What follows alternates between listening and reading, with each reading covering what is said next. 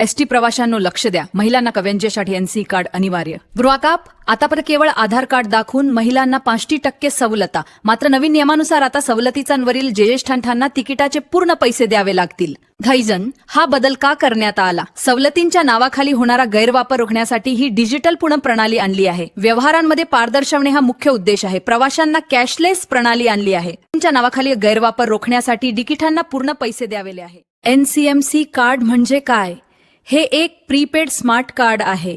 Cashless प्रवासाची सुविधा देते, व्यवहारांमध्ये पारदर्शकता आणते, भविष्यात इतर सार्वजनिक वाहतुकीतही वापरता येऊ शकते. एनसीएमसी कार्ड कसे काढावे? Step by step. जवळच्या एसटी डेपोला भेट द्या. तुमच्या परिसरातील एसटी आगारातील स्मार्ट कार्ड खिडकीवर जा. तुमचा अर्ज भरा. नाव, पत्ता, वय, मोबाईल नंबर अशी माहिती भरा. 300 कागदपत्रे जोडा. आधार कार्ड अनिवार्य. विद्यार्थ्यांसाठी सरळ नंबर. दिव्यांगांसाठी यूडीआयडी कार्ड अनिवार्य आहे. शोटज्ञान ओटीपी व्हेरिफिकेशन. नोंदणीकृत मोबाईल आलेला ओटीपी ऑपरेटरला सांगा. पोल फायज्ञान शुल्क भरा. तर नवीन कार्ड 93 रुपये, जुने स्मार्ट कार्ड बदल 198 रुपये. 6 कार्ड मिळवा. साधारण 30 दिवसांच्या आत तुमचे एनसीएमसी कार्ड तयार होईल. महत्वाच्या सूचना.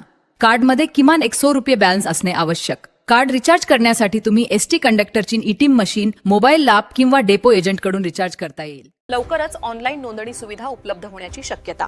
महिला आणि ज्येष्ठांनी काय करावे? 50% सवलत घेणाऱ्या महिलांनी तात्काळ कार्ड काढावे. 75 वर्षावरील ज्येष्ठांनीही एनसीएमसी कार्ड काढणं आवश्यक. आधार कार्ड आता केवळ ओळखपत्र म्हणून ग्राह्य धरलं जाईल, परंतु प्रत्यक्ष सवलत.